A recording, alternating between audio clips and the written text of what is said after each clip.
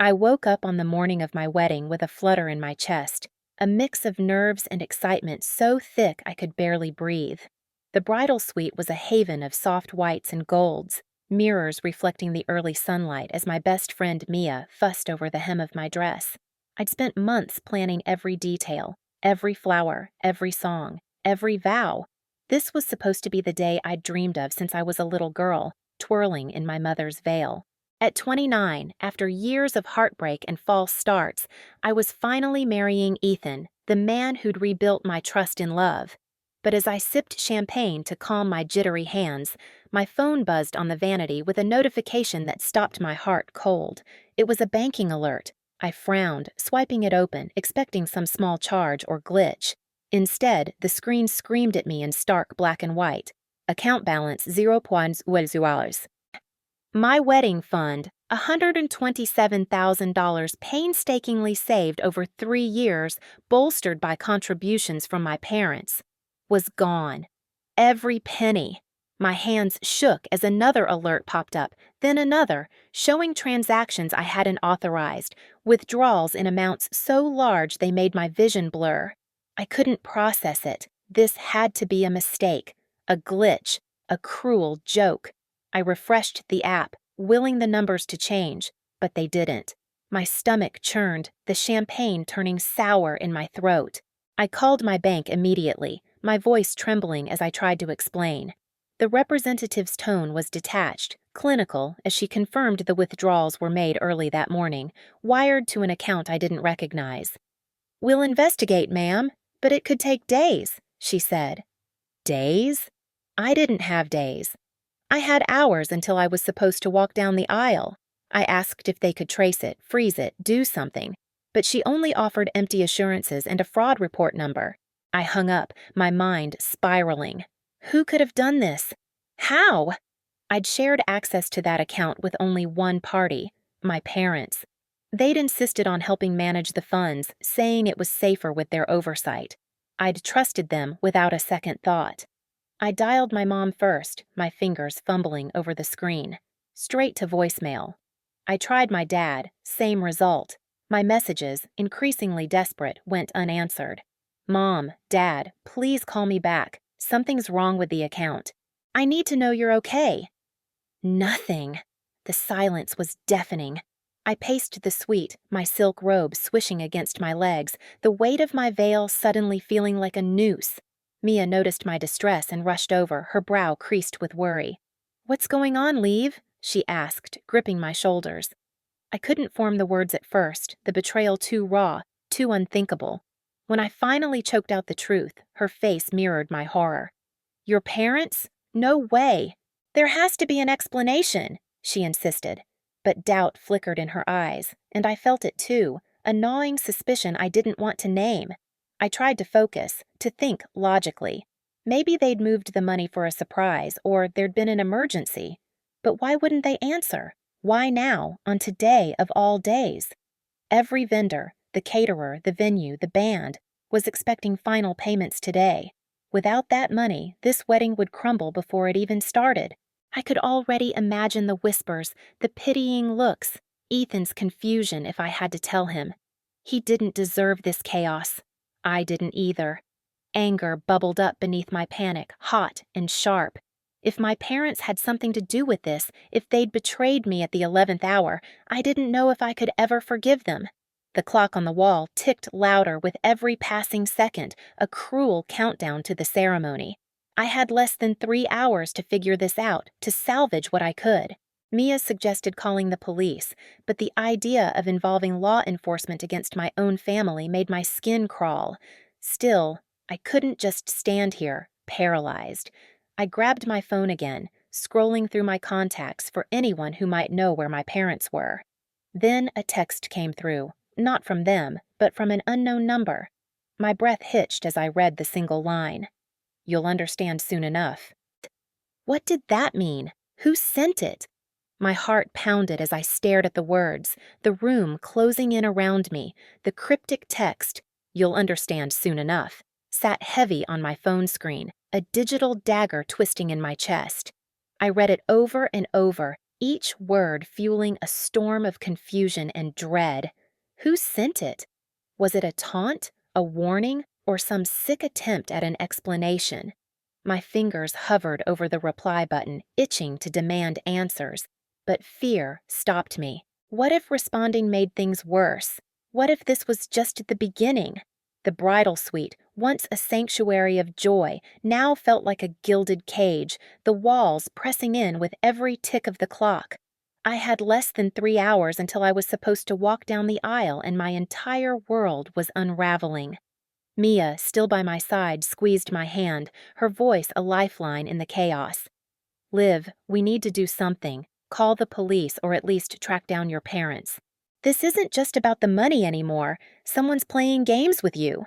Her words cut through the fog in my mind, but they also sparked a deeper fear. What if she was right?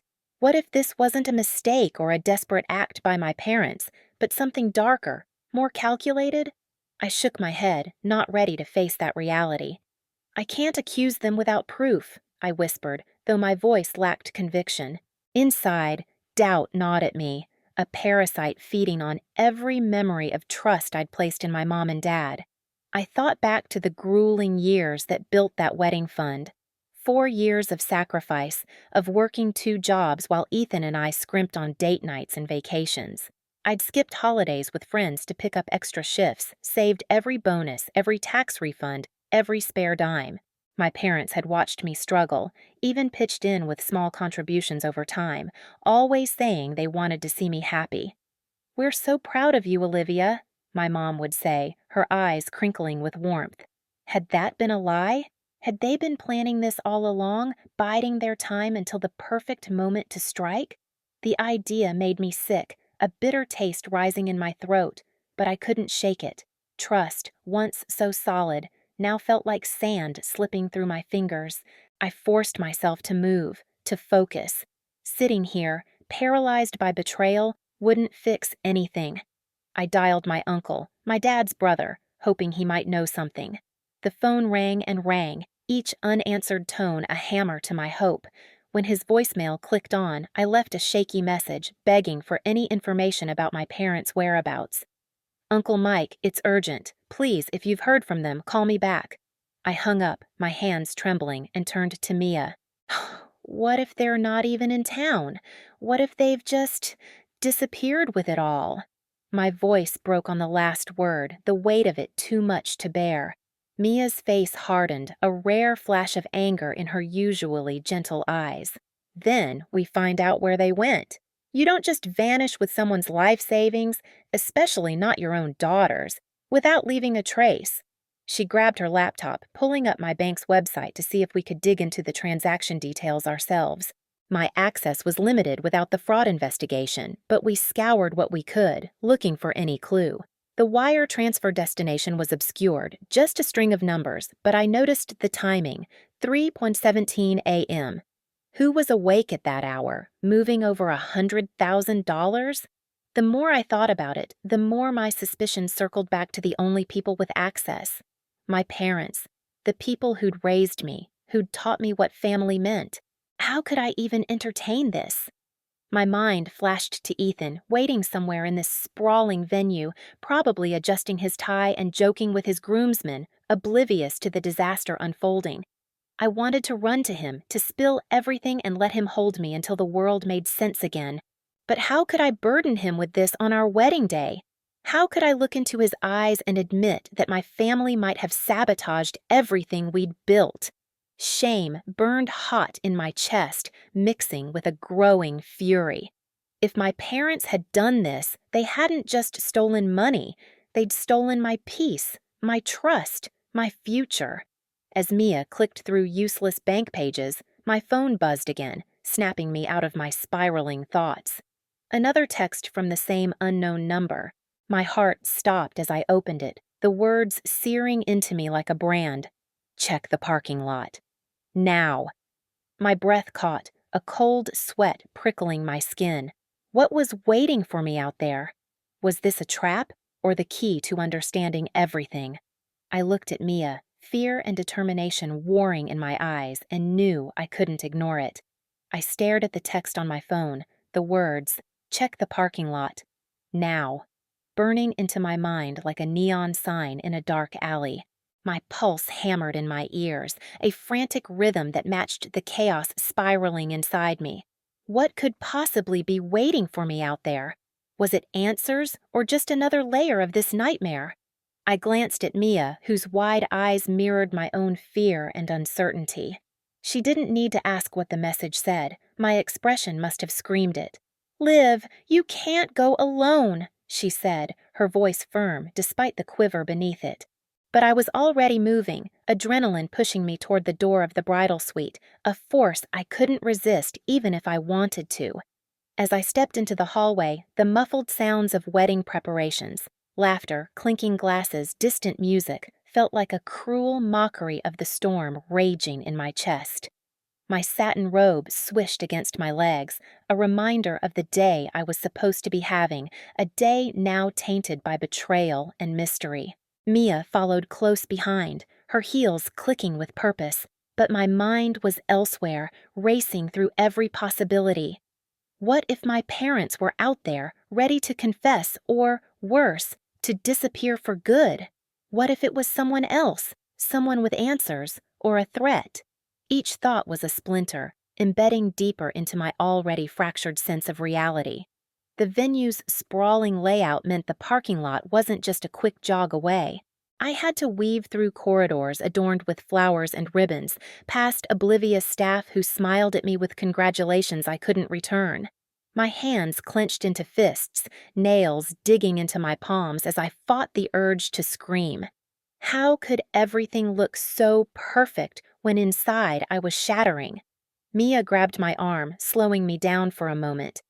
"Liv, let's think this through. What if it's dangerous? We don't even know who sent that text." Her concern was valid, but the pull to find out was stronger than any caution. "I have to know," I rasped, my throat tight with unshed tears. "I can't just sit here while someone plays games with my life." We reached the glass doors leading to the parking lot, the late afternoon sun casting long shadows over the asphalt outside. My heart thudded so hard I thought it might crack my ribs. Through the glass, I scanned the rows of cars, looking for anything, or anyone, out of place. At first, it seemed empty, just a sea of gleaming vehicles under a pale sky. Then I saw it, a lone figure standing near the far edge, too far to make out details, but close enough to send a shiver down my spine. They weren't moving, just waiting. My breath caught, a mix of dread and desperate hope clawing at me. Was this the person behind the texts, behind the missing money? Mia pressed against my side, her hand on the door handle, hesitating. "Liv, I don't like this. It feels off. Let's call security first." But I was beyond logic now, driven by a need to confront whatever, or whoever, was tearing my world apart. I pushed the door open, the warm air hitting my face like a slap, and stepped out, my bare feet cold against the rough ground. The figure in the distance shifted slightly, as if registering my presence, and my stomach dropped. I couldn't tell if they were facing me or away, but the weight of their attention felt suffocating. As I took a few cautious steps forward, Mia's warning echoed in my mind, mingling with memories of trust I'd once held dear. I thought of my parents again, their faces flashing through my mind.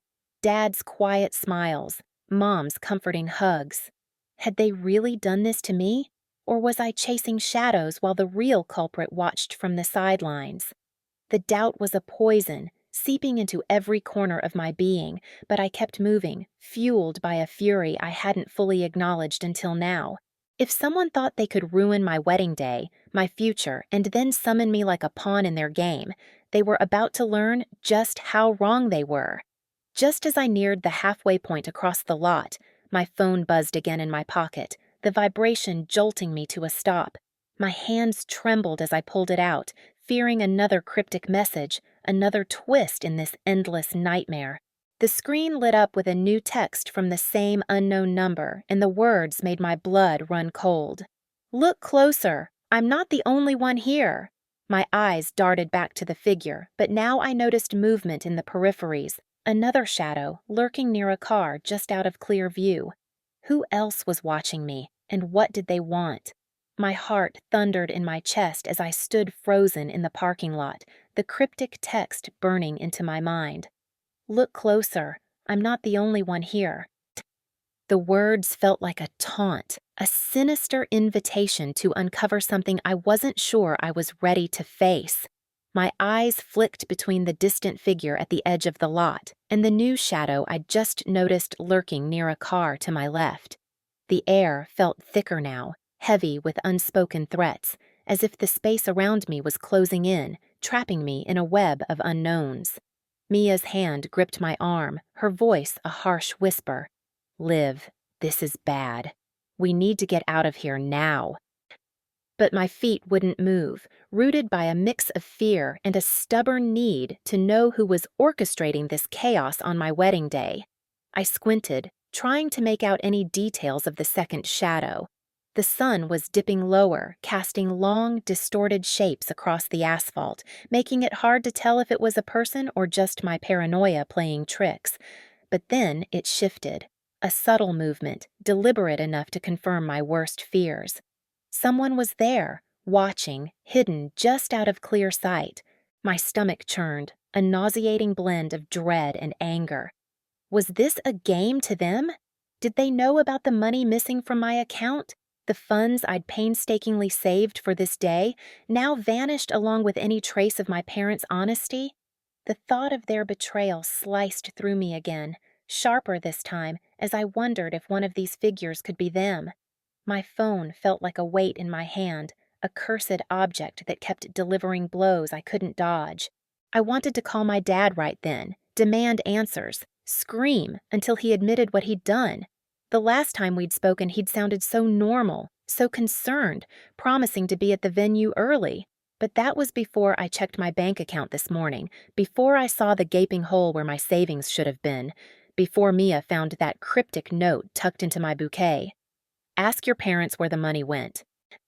Now, standing in this lot, surrounded by unseen eyes, I knew I couldn't wait for answers to come to me. I had to hunt them down. With a shaky breath, I dialed his number, ignoring Mia's pleading look.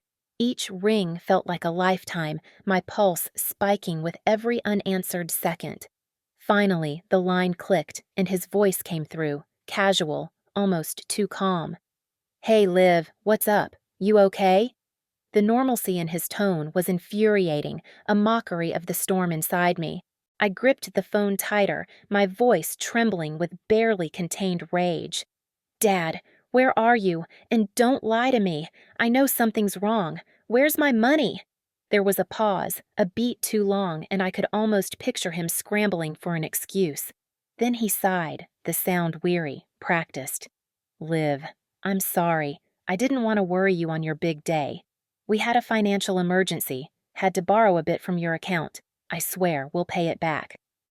His words hit me like a punch, but it wasn't just the confession that stole my breath. It was the background noise. Beyond his voice, I heard the unmistakable crash of ocean waves, the squawk of seagulls, a lazy breeze carrying the sound of distant laughter. My mind reeled as the pieces clicked together. He wasn't in some desperate situation, scrambling to fix a crisis. He was on a beach, somewhere sunny, somewhere far from the mess he'd left me in. Dad, I whispered, my voice cracking under the weight of betrayal. Are you in Florida?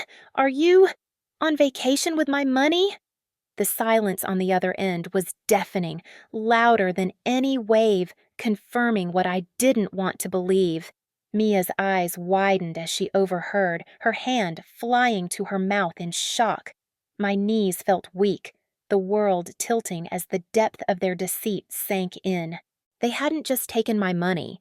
They'd used it to escape, to live some carefree fantasy while I stood here, unraveling on what was supposed to be the happiest day of my life. Fury surged through me, hot and blinding, but before I could unleash it, a shadow moved again in my peripheral vision. My breath caught. Someone was still watching, still waiting.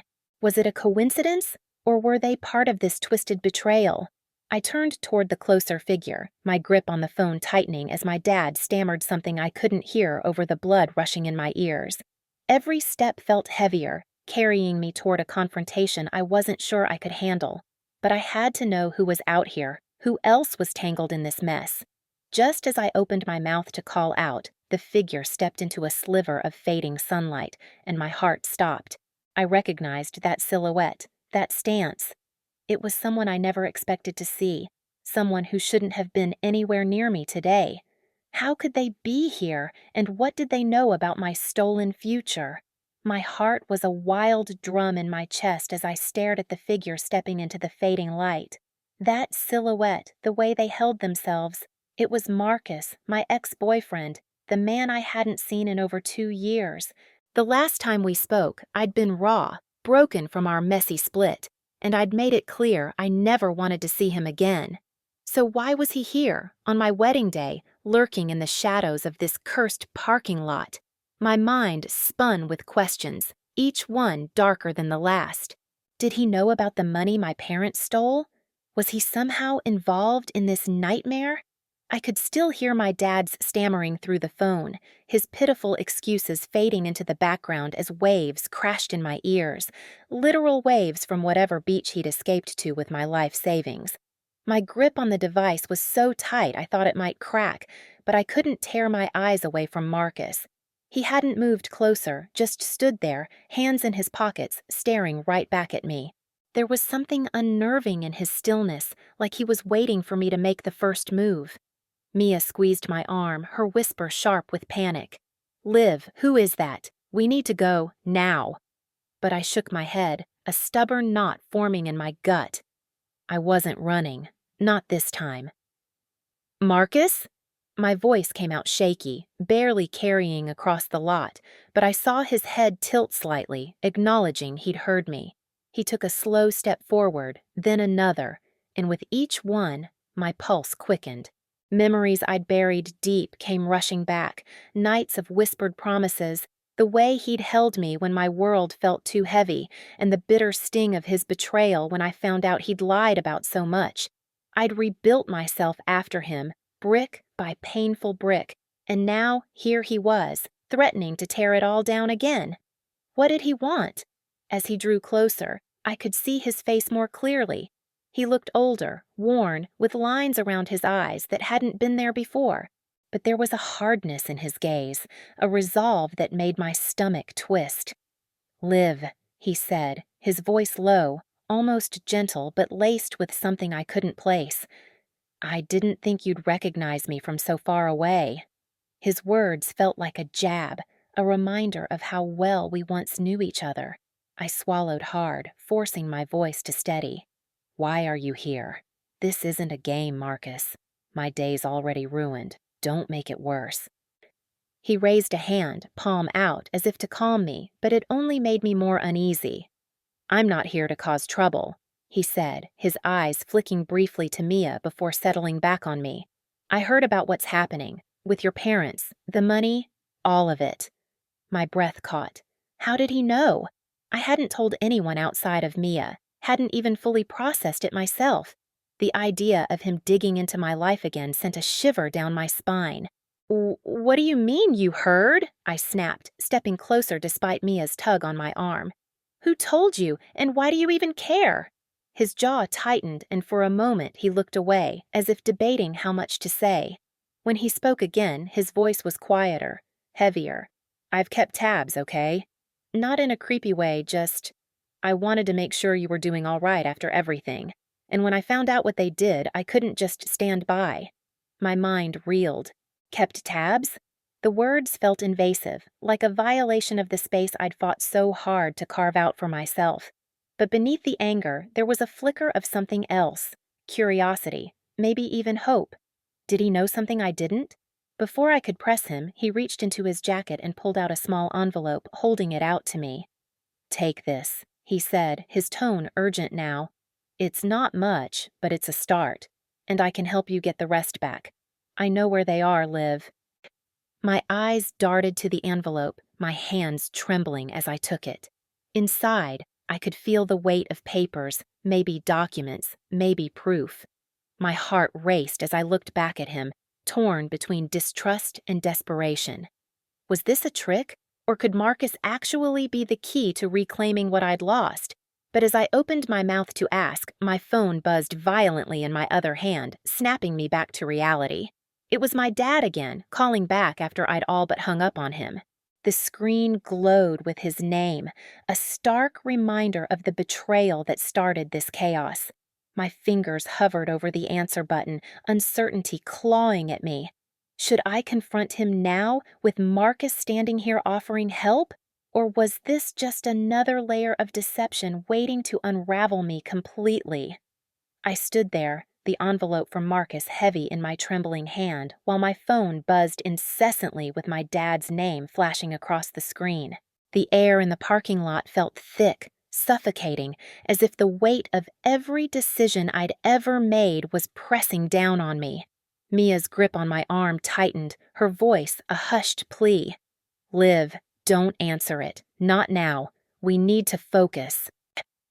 But how could I focus with Marcus standing there, claiming to know where my parents were, claiming to have a piece of the puzzle that had shattered my wedding day?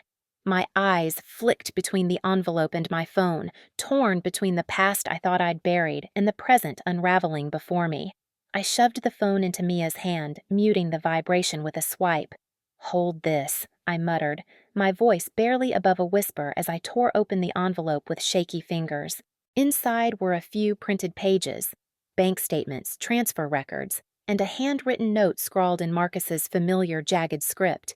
My breath caught as I skimmed the note. "They're in Cabo. I have proof of the accounts. Let me help." Cabo. The word hit me like a punch. That's where my dad's call had the faint sound of waves, where he'd likely fled with my money, my dreams. I looked up at Marcus, searching his face for any hint of deceit, but all I saw was a quiet intensity, a determination I hadn't seen in him before. "How do you even know this?" I demanded, stepping closer, the papers crumpling slightly in my grip. "This isn't just keeping tabs, Marcus. This is too much. Why are you doing this?" My voice cracked on the last word, a mix of suspicion and reluctant gratitude. He sighed, running a hand through his hair, and for a moment, I saw the old Marcus. The one who'd hurt me? Yes, but also the one who'd once known me better than anyone. "I owe you, Liv," he said softly. "After everything I put you through, I owe you a chance to get back what's yours. I've got contacts, people who can track this stuff. I couldn't stand by when I heard what they did." His words stirred something in me, a flicker of the trust we'd once had, but it was tangled with years of resentment. How could I believe him after all the lies he'd told back then? Yet, as I clutched the proof in my hands, I couldn't deny the possibility that he was my only shot at fixing this. Mia, sensing my hesitation, tugged at my sleeve again. "Liv, we don't have time. The vendors are calling, the guests are arriving, and you're supposed to be getting married in an hour. We can deal with this later." Her words snapped me back to the reality of the day, the wedding I'd poured my heart into, now teetering on the edge of collapse because of my parents' betrayal. I turned to Marcus, my mind racing. "If you're serious about helping, then stay out of sight. I can't handle you being here, not today. I'll think about this after the ceremony." He nodded, a flicker of disappointment crossing his face, but he didn't argue. "I'll be around if you need me," he said, stepping back into the shadows of the lot. Watching him retreat felt like closing a chapter, yet I knew it was far from over. I turned to Mia, forcing a deep breath. "Let's go. I need to get back to the venue." We rushed back to the dressing room, my heart still pounding as I relayed the latest disaster to my bridesmaids. They sprang into action, pooling resources to resend payments to vendors who'd been stiffed by my parents' empty accounts. Every call, every transaction felt like a small victory, a defiance against the chaos. I silenced my phone, shoving it into a drawer, unwilling to hear another excuse from my dad. Turning to my bridesmaids, I managed a shaky smile. "Fix my veil," I said, my voice steadier than I felt. They nodded, hands gentle as they adjusted the delicate fabric, their support a silent promise that I wasn't alone. As I looked in the mirror, the reflection of a bride stared back, pale but resolute. The wedding would happen. Against all odds, it was coming together, beautiful and unbroken in spite of the storm. Guests were seated, music was starting, and my fiancé, bless him, had no idea of the war I'd been fighting behind the scenes. But as I smoothed my dress and took a final breath before walking down the aisle, a shadow lingered in my mind. Marcus's envelope sat in my bag, a ticking bomb of information. What if he was right about Cabo? What if I could confront my parents and reclaim what they stole? The question gnawed at me, even as the first notes of the processional began to play, drawing me toward the moment I'd dreamed of, yet leaving me wondering if the real battle was just beginning. My honeymoon in Santorini was supposed to be a dream, a blissful escape from the chaos of the wedding and the betrayal that nearly derailed it. The whitewashed cliffs, the endless blue of the Aegean Sea, and my new husband Daniel beside me. It all felt like a painting come to life. 2 days in, we were sipping coffee on our balcony, the morning sun warm on my skin, when my phone shattered the serenity. It buzzed relentlessly, missed call after missed call, my father's name flashing like a warning sign. I froze, the ceramic mug trembling in my hands as I stared at the screen. Daniel noticed, his brow furrowing with concern. "Liv, who is it? You okay?" he asked, his voice gentle but edged with worry. I forced a smile, setting the mug down to hide the shake in my fingers. "It's just family stuff. I'll handle it." My words sounded hollow even to me. I hadn't told him everything. Not about my parents siphoning my wedding fund, not about Marcus showing up with cryptic envelopes, not about the gnawing suspicion that the battle wasn't over. I wanted to protect this moment, this fragile happiness, but as I swiped to answer the call, I felt the past clawing its way back into my life. "Liv, what did you do?" My father's voice was a storm, frantic and accusing, crackling through the line. I could hear the faint sound of waves in the background again, just like before. "Cabo," Marcus had said. My stomach churned, but I kept my tone icy, deliberate. "I moved my money back," I replied, each word a quiet blade. There was a long pause, a heavy silence that felt like the calm before a hurricane. Then he stammered, You can't just live. We needed that. You don't understand what's at stake here." His desperation was palpable, but so was my resolve. I wasn't the naive daughter anymore, blind to their schemes. "What's at stake?" I shot back, standing now, pacing the small balcony as Daniel watched me with growing alarm. "My future. My trust? You took everything I worked for, Dad. You and Mom disappeared with it, and now you're mad that I clawed it back?" My voice trembled, not with fear, but with a rage I'd suppressed for too long. I'd spent the days after the wedding tracking down joint accounts, working with a financial advisor to secure what little was left. It wasn't much, but it was a start, a small victory against their greed. And now, hearing his panic, I knew I'd struck a nerve. He sputtered, trying to weave excuses, but I cut him off. "Where are you, Dad? Cabo, right? Hiding out while I'm picking up the pieces?" The accusation hung in the air, sharp and undeniable. I could almost feel Marcus's envelope burning a hole in my memory, the proof he'd handed me like a loaded gun. My father's silence was deafening, a confession in itself. Finally, he muttered, "Liv, you don't know the whole story. Come talk to us. Please, we can fix this." His plea was laced with something new. Fear, maybe, or desperation beyond money. I gripped the balcony railing, the cool metal grounding me as my mind spun. Talk to them? After everything? The idea felt like stepping into a trap, yet a part of me, small, stubborn, aching, wanted answers. Why had they done this? Was there any truth to their excuses, or was this just another manipulation? My heart thudded, torn between the urge to confront them face to face and the need to shield myself from more pain. I glanced at Daniel, his eyes searching mine, silently asking questions I wasn't ready to answer. "I'm on my honeymoon," I said finally, my voice low, steady despite the storm inside. "I'll think about it when I'm back, but don't expect me to come running to fix your mess." I ended the call before he could respond, my thumb hovering over the screen as if I could erase the conversation altogether. The sea stretched out before me, endless and indifferent, but I felt anything but calm. Daniel reached for my hand, his touch warm, grounding. "Liv, what's going on? Talk to me," he urged softly. I turned to him, the weight of my secrets pressing against my chest.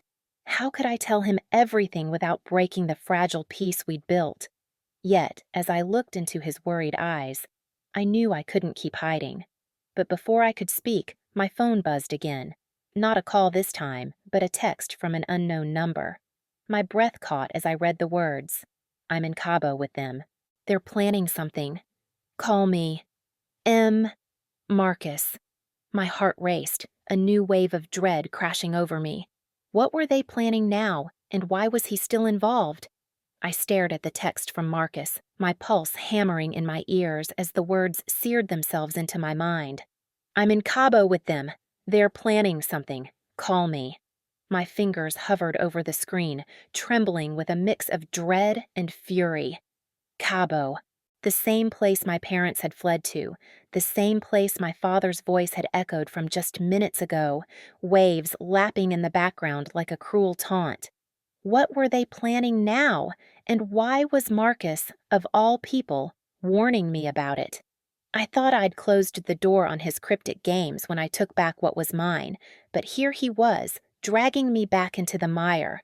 Daniel's hand tightened around mine, pulling my gaze from the phone to his face. His eyes were a storm of concern, searching for answers I hadn't yet found the courage to give. "Liv, what's wrong? You look like you've seen a ghost," he said, his voice soft but insistent. I wanted to spill everything, to tell him about the stolen money, the betrayal, the endless web of lies my family had spun around me. But the words caught in my throat, heavy with shame. How do you admit that the people who raised you saw you as nothing more than a piggy bank to smash open? "It's complicated," I managed, my voice barely above a whisper. I pulled my hand away, needing space to think, to breathe, as I paced the balcony. The Aegean Sea glittered below, mocking me with its serenity while my world unraveled thread by thread. Daniel stood, following me with cautious steps. "I'm your husband, Liv. Whatever this is, we face it together. Just tell me." His plea tugged at my heart, but the fear of dragging him into this mess held me back. What if he looked at me differently once he knew the depths of my family's deceit? I turned to face him, my resolve wavering under the weight of his steady gaze. "It's my parents," I started, the confession tasting bitter on my tongue. They took money from me, money I saved for years, for us, for our future. I got some of it back, but now they're desperate, and I don't know what they'll do next." My voice cracked, and I hated how vulnerable I sounded, how small. Daniel's expression shifted, anger flickering alongside empathy. "They stole from you?" he asked, his tone sharp, protective. I nodded, unable to meet his eyes, the shame burning hotter than the morning sun on my skin. Before he could say more, I held up my phone, showing him the text from Marcus. "This just came in. It's from someone who knows things. He's with them right now, in Cabo. He says they're planning something." The words felt like a grenade in my hand, ready to detonate everything I'd fought to rebuild. Daniel read the message, his jaw tightening. "Who is this guy? Can you trust him?" he asked, and I almost laughed at the irony. Trust Marcus? After he'd handed me envelopes full of half-truths and riddles? But his warnings had led me to the money trail before. What if he was right again? "I don't know," I admitted, running a hand through my hair, frustration clawing at me. "But I can't ignore this. If they're planning something, it could hurt us, hurt me, more than they already have." My mind raced with possibilities, each darker than the last. Were they trying to drain more accounts? Forge documents? Or was it something worse, something personal? I thought of my father's trembling voice on the phone, his desperate plea to fix this. Fix what? Their mistakes? Or something new they were cooking up? I glanced at Daniel, torn between protecting our honeymoon and diving into this fight. I need to call him back. Marcus, I mean. I need to know what he knows, I said, my decision forming even as I spoke. Daniel nodded, though his expression was grim. Okay, but I'm right here. You're not doing this alone. His words steadied me, a lifeline in the chaos. But as I dialed Marcus's number, my stomach twisted with a new fear. What if the truth was uglier than I could bear?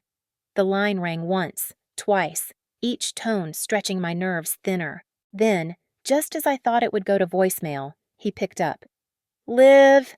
Marcus's voice rasped through the speaker, low and urgent. You need to listen carefully. It's not just about the money anymore. They've got a bigger plan, and you're not going to like who's involved.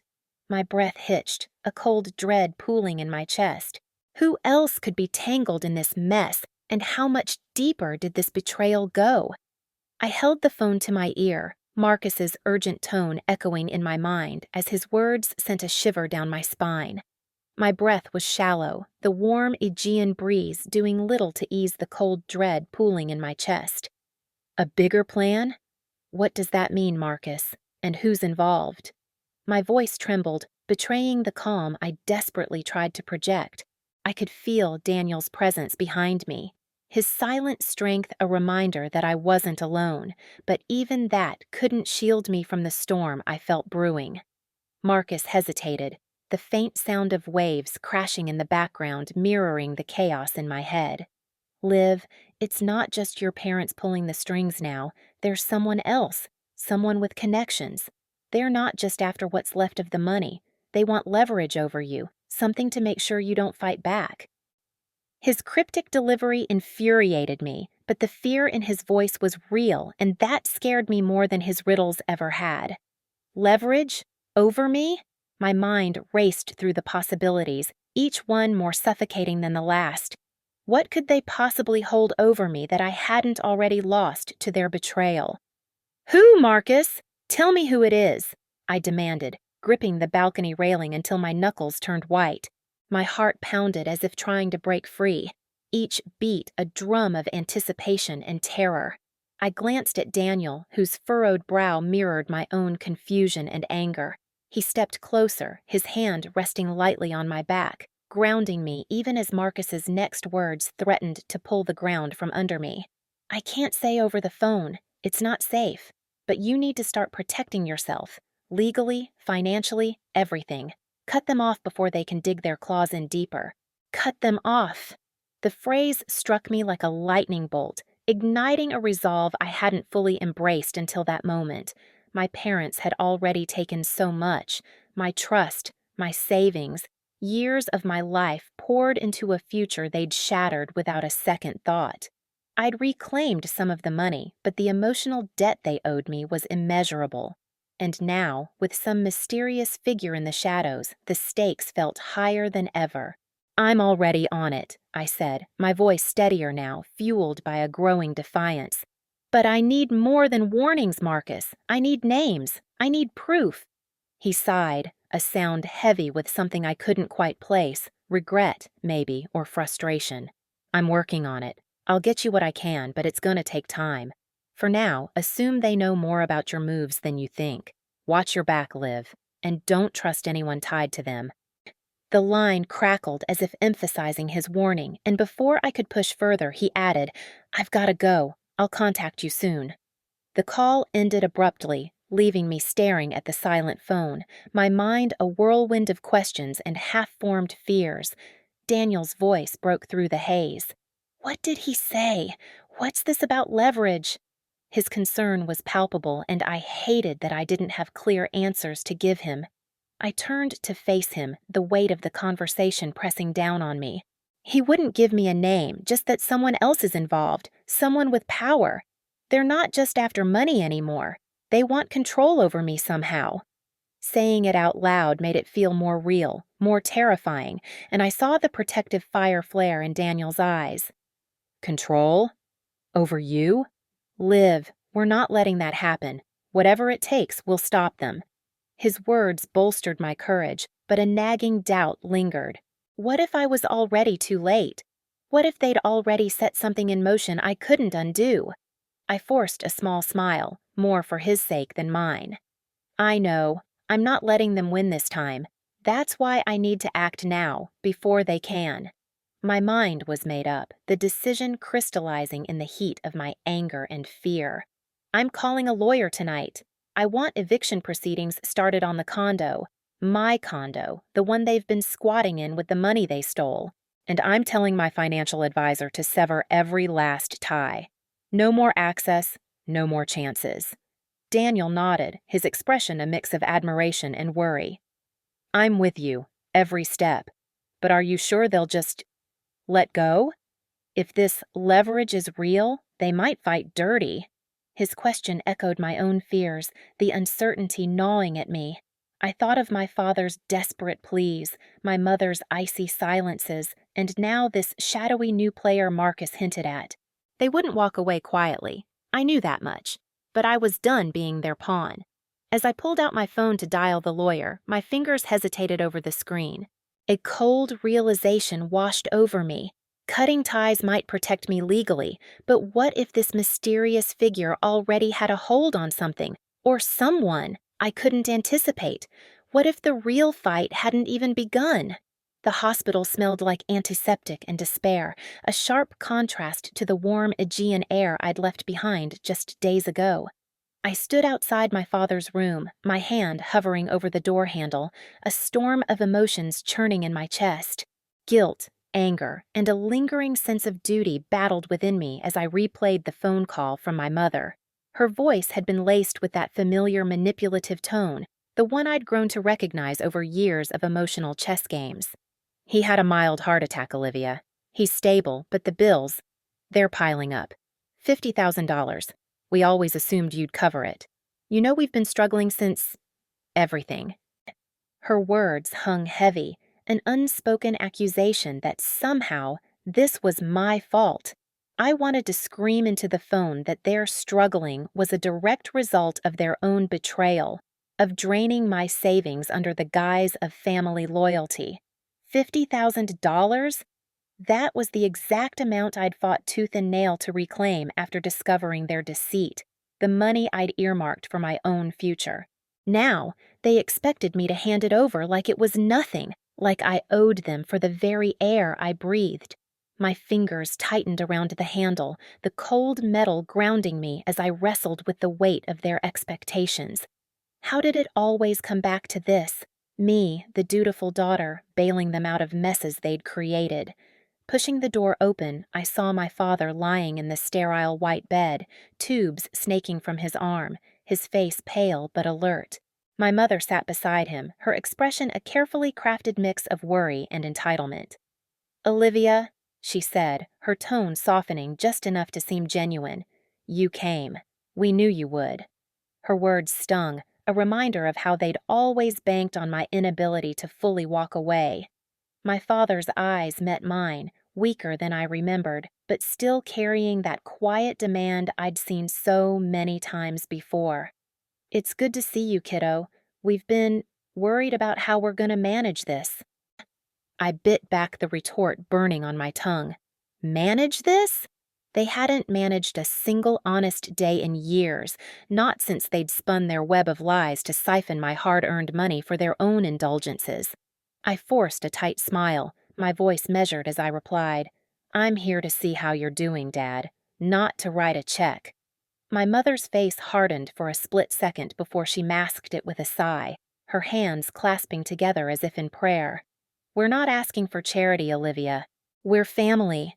Family helps each other in times like these. Family." The word felt like a slap, a twisted mockery of what it should mean. I wanted to lay out every hurt, every betrayal, remind them how they'd left me scrambling to rebuild after they'd shattered my trust. But standing there, seeing my father's frail form, a sliver of doubt crept in. What if I turned my back now and something worse happened? What if this was the moment I'd regret for the rest of my life? The guilt gnawed at me, a familiar beast I thought I'd tamed during those nights on the balcony with Daniel, plotting to cut them off for good. I crossed my arms, creating a barrier between us, and took a deep breath. I've already started legal steps to protect myself. The condo, the accounts, everything. I can't keep being your safety net. Not after everything. My voice wavered, but I held their gazes, refusing to crumble under the weight of their silent judgment. My mother's lips pressed into a thin line, and my father's brow furrowed, a flicker of something, anger, maybe, or fear, passing through his eyes. "You're really going to do this now?" my mother asked, her tone sharp, cutting through the forced fragility. "When your father's lying here, after all we've been through?" Her words were a calculated jab, meant to pierce through my resolve, and I hated how they nearly did. I thought of Marcus's warning, the mysterious figure pulling strings in the background, the leverage they supposedly held over me. Was this part of their plan, using my father's health to reel me back in, to make me fold under the pressure of familial obligation? My chest tightened as I realized I couldn't be sure. I couldn't trust their motives, not even in a hospital room. "I'll think about it," I said finally, my voice barely above a whisper, buying myself time I didn't want to spend. My father's expression softened, a glimmer of hope in his tired eyes, while my mother's remained cold, calculating. I turned to leave, needing air, needing space to sort through the tangle of emotions threatening to drown me. As I reached the door, my mother's voice stopped me cold. "Don't take too long, Olivia. We're running out of time and options." Her words carried a weight I couldn't ignore, a veiled threat that echoed Marcus's cryptic warnings. Stepping into the hallway, I leaned against the wall, my breath shallow as her words replayed in my mind. Running out of time. Was this just about the hospital bill, or was there something more sinister beneath the surface? My phone buzzed in my pocket and I glanced at the screen. Daniel's name flashing. I needed his steady presence more than ever, but as I pressed the button to answer, a chilling thought seized me. What if even he couldn't help me escape the trap I felt closing around me? I stood in the fluorescent-lit hospital hallway, the weight of my mother's last words pressing down on me like a physical force. "Don't take too long, Olivia. We're running out of time. And options." Her voice lingered in my mind, a venomous thread weaving through the chaos of my thoughts. My phone buzzed again in my hand, Daniel's name glowing on the screen, but I hesitated. My thumb hovered over the answer button, my heart racing with a mix of desperation and dread. I needed to hear his voice, to anchor myself in something real, but that chilling realization from moments ago still gripped me. What if even he couldn't pull me out of this mess? Finally, I pressed the button, lifting the phone to my ear with a trembling hand. "Daniel," I breathed, my voice barely holding steady. "I'm at the hospital. It's worse than I thought." There was a pause on the other end, a heavy silence that made my stomach twist. When he spoke, his tone was calm but laced with concern. "What happened, Liv? Talk to me." I closed my eyes, leaning against the wall for support, and let the words spill out. My father's pale face, my mother's calculated guilt trips, the staggering hospital bill they somehow assumed I'd cover. I told him how I'd stood my ground, or at least tried to, but how their words had burrowed under my skin anyway. "They're still playing me, Daniel. I can feel it. And Mom said something about running out of time. It didn't sound like just the bills. It felt darker." My voice cracked on the last word, and I hated how vulnerable I sounded. Daniel sighed, a sound that carried both frustration and resolve. "Liv, you've got to stay strong. You've already started protecting yourself, legally, financially. They can't force you into anything, but if there's something more going on, we need to figure it out. Together." His words were a lifeline, but the doubt still gnawed at me. What if together wasn't enough? I opened my eyes, glancing down the hallway where a nurse pushed a cart past, her face a mask of exhaustion. The antiseptic smell burned my nose, amplifying the surreal weight of this moment. "I have something else to tell you," I said, my voice dropping to a near whisper. "I found the medical power of attorney document in my email last night. They'd sent it over months ago, assuming I'd sign off on being Dad's decision maker if things got bad. I never signed it, but it's still in my name. Until now. Daniel's sharp intake of breath told me he understood the gravity of what I was saying. That document was more than paperwork. It was a tether, a legal chain binding me to their chaos. "What are you going to do?" he asked, and I could hear the urgency in his tone. I straightened, my fingers tightening around the phone as a flicker of clarity cut through the fog of emotion. "I'm transferring it back to Mom. Today. I'm done being their insurance policy, Daniel. I can't keep carrying this."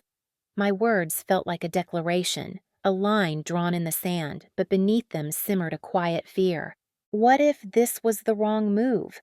What if stepping away now meant I'd lose something I couldn't name? Some last shred of connection I didn't even want but couldn't bear to sever. I pushed off the wall, my decision crystallizing with each step toward the nurse's station where I knew I could finalize the transfer. My heart pounded, a drumbeat of resolve and uncertainty. As I reached for the clipboard of forms, my mother emerged from Dad's room, her eyes locking onto mine with an intensity that made my skin prickle. "Olivia," she called, her voice sharp enough to halt me mid-motion. "What are you doing?" Her gaze darted to the papers in my hand, and I saw the flash of suspicion, the dawning realization. I forced myself to meet her stare, my grip on the clipboard steady despite the tremor in my chest. "I'm signing over the medical power of attorney to you," I said, my voice quieter than I intended but firm enough to carry. "All decisions are yours now." Her face shifted, a storm of emotions I couldn't decipher: anger, betrayal, maybe even fear. I turned away, handing the clipboard to the nurse with a nod, a weight lifting from my shoulders as I did. Walking down the hall, I felt lighter than I had in years, each step a quiet rebellion against the chains I'd worn for too long. But as I reached the elevator, a cold thought slithered into my mind. Was this truly the end, or had I just ignited something far more dangerous? I stepped out of the hospital into the crisp evening air, the weight of the medical power of attorney transfer still settling over me like a thin, invisible veil. My phone buzzed again as I walked toward my car, Marcus's name flashing on the screen this time. A small, genuine smile tugged at my lips. Marcus, my safe harbor in this storm. I answered, my voice softer now, the edge of tension dulled by the thought of him. "Hey, I'm on my way home. Just needed to handle something."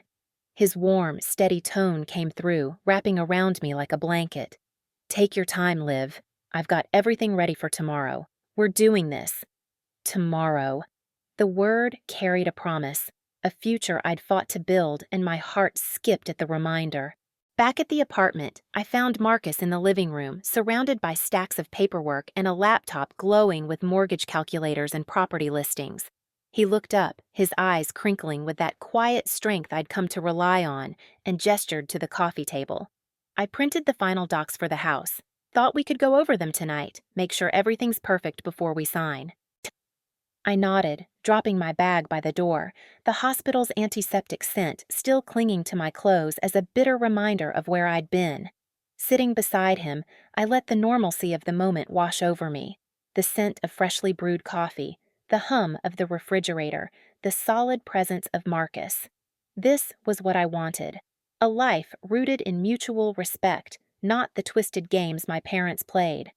We pored over the mortgage agreement, each clause a brick in the foundation of our new beginning. My pen hovered over the signature line, the black ink waiting to bind me to something good, something mine. Marcus squeezed my hand, his thumb brushing over my knuckles. "This is it, Liv. Our home. No one can take this from us." His words struck deep, a shield against the shadows of my past. I thought of my mother's piercing gaze in the hospital hallway, the way her lips had tightened when I handed over the power of attorney.